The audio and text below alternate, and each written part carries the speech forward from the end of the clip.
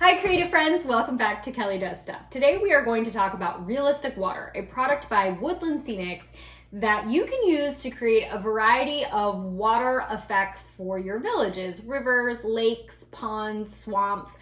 I've used this in the past a couple of times for different projects. The first time did not go well. I did not seal my area properly and the product leaked out all over the place.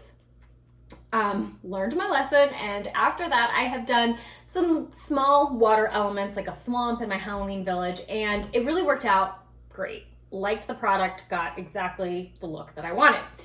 I recently completed a St. Paddy's Day display with a spooky twist, obviously, and I wanted to do a green river. You know, like you dye the river green for St. Paddy's Day.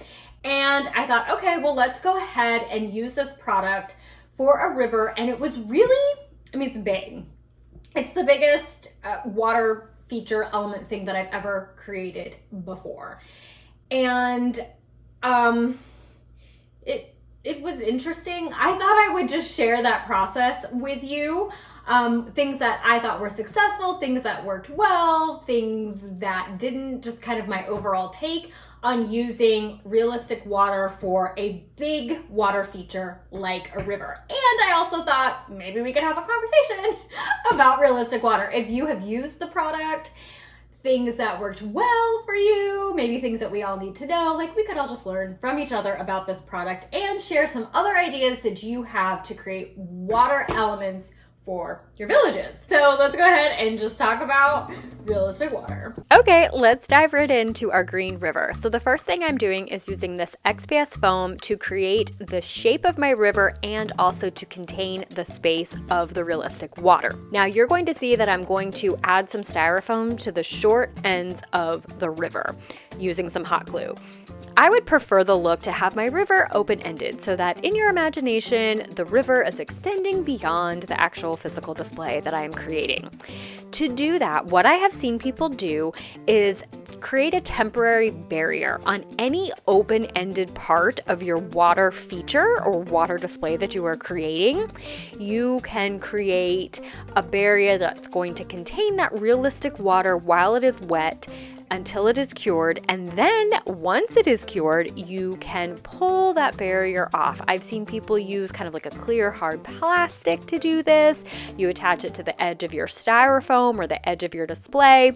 Once the product is cured, you can pull that off. As I mentioned, the first time I used this product, I had a mess, and it was because I didn't have an absolutely perfect seal with that temporary barrier, and the product went everywhere. It made a massive mess. It ruined the surface under the display, and I had no river or water feature to show for it. So if you don't like this look that I am doing here, I'm with you. I see you. Just do a little bit of research on how to perfectly secure that temporary barrier. And just as a little extra insurance policy, maybe protect that surface underneath your display just in case you run into a little bit of an issue. All right, moving on. Now that we have our designated water area, the next thing we have to do is seal that area with some plaster. I had already cut up some sheets of plaster, and now what I'm doing that is dipping it into a bucket of water, and I'm going to thoroughly seal anywhere that I'm going to pour that realistic water. I highly encourage you to go onto the Woodland Scenics website and read everything that they have to tell you about using this product successfully. They definitely say you have to seal it with plaster cloth. Now, if you haven't worked with plaster cloth before, just a little heads up, you're going to notice that there's like a grid pattern to these sheets. And sometimes, most of the time, honestly, when you dip that plaster into that little bucket of water, there's going to be plaster that it gets left behind in the water.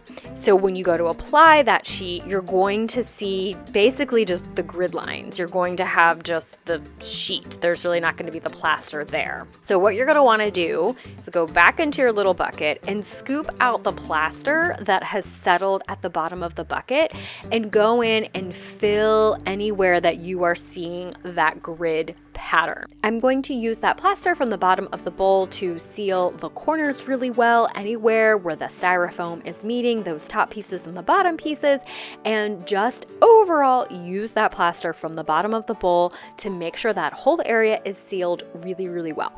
And now comes the most thrilling part of the project, called waiting. We have to wait for that plaster to completely dry. I typically like to let 2 days go by before it is time to go in and paint. Now, Woodland Scenics will tell you on their website that you must use 100% acrylic paint. I don't know what happens if you don't. I suspect it could affect the way it cures. Maybe it doesn't cure properly. Or I know that if you use PVA glue, it will make your finished product look cloudy. If anybody knows what happens if you don't use acrylic paint and want to share it with us, that would be great. So basically, let that plaster dry and then use 100% acrylic and paint your water feature. And now, the moment we've all been waiting for, time to pour our realistic water. But first, a good time to remind everybody of the thing we already know. Make sure you do your own research on how to use any and all products safely. Now, here I am doing some extra coverage of my surface with aluminum foil. I saw somebody else do this and I was like, sure, I'll give that a shot, because last time I tried to cover my surface with newspaper and that didn't go well when it leaked out. The instructions that Woodland Scenics gives us for using this product is that we can only pour 1/8 of an inch of this product at a time, which means if you are going to do a deep area like I am hoping to do with this river, I'd really like the water level to be almost even with that cobblestone. I'm going to have to pour 1/8 of an inch of the product, let that cure completely, which will take a minimum of 24 hours, and then go back in with another layer of the realistic water. For deeper bodies of water, Woodland Scenics does have a product that's called like Deep Pour or Deep Water or something like that, that really is probably better for what I am trying to accomplish here. I didn't use that product because I didn't have any. I had realistic water on hand, but even more importantly, I had invested so much time into this product already. I didn't want to try something so big with a product I had never used before. Okay, so here we are with our first pour. In keeping with my St. Paddy's Day theme, I decided to add a little bit of gold glitter that I got from the dollar store. And I decided on this a couple hours after I had poured the realistic water, so it was still wet, not anywhere close to being cured. Here we are the next day, the product is cured, and here's an oddly specific tip. If you don't want bugs in your water, don't create outside. This is a good reminder that if there's anything floating up in the air and it's gonna need to land at some point and it lands in your water, it's gonna be a permanent feature in your display. Now, what I am pointing out here is that as the product cured, it definitely shrank. And I had read other people experience this when using the product. That kind of seemed like it was one of the biggest complaints. I had never experienced that on previous projects, but like I said, this was really the biggest area that I had used the realistic water with before. I am not sure if it was because I left my product outside where it was incredibly hot. Also, my realistic water was left over from like over a year ago. Did that have something to do with it? My biggest concern was that I didn't seal the area well and that it leaked out, but that seemed like that wasn't the issue. So I can't really tell you why it happened, but I went ahead with my next pour, and from there everything seemed okay. Until this happened. Next to my display was a cup of water where I was soaking some paintbrushes, and at some point in the evening there must have been a wacky windstorm and it blew everything around, knocking that painty cup of water into my river. And I was so bummed, and I thought, man, if only this were a Halloween display, it could be kind of perfect because it does look kind of cool. And then I was like, hello, Kelly, you're doing St. Paddy's with a spooky twist. So it ended up working out okay for me, but I'll just go ahead and state the obvious, the thing that all of you are like, yeah, no kidding. If you don't want things to spill into your river that are going to become a permanent part of your display, don't leave spillable things next to your curing water. So this is the part when I was ready to call it a wrap and go in with that beautiful final look. Look at this green river. And I filmed this reveal part about a week later. and I'm looking at my river and I'm like, there's no water in here. I never did get up to the level of my cobblestone. I ran out of realistic water product and I was like, it's fine. I don't need my water level to be that high. But I took a look at this and I'm like, basically what I have here is just kind of a sheen effect, which is kind of cool. It's cool that it's a sheen, but it doesn't look like this is filled with water. It looks like a shiny green hole.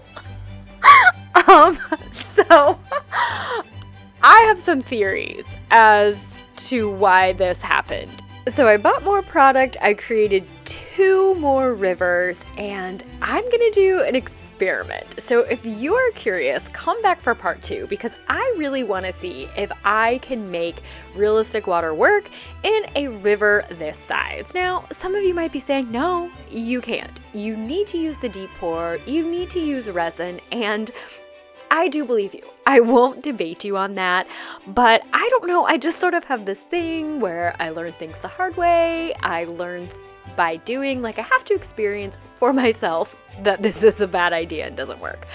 So come back for part 2 if you want. I hope you do. Thank you all so much for watching. I hope that this was helpful in some way. One of the things that does encourage me when I'm creating and things don't go according to plan is that I'm like, at least I can share with my creative friends what not to do.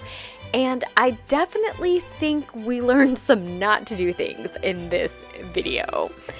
I do hope that you guys will consider liking this video, share with a couple friends, and please subscribe to my channel if you haven't already. It really means a lot to me and it helps other people find videos where they can learn how not to get bugs in their project. I look forward to seeing you guys next time and happy creating.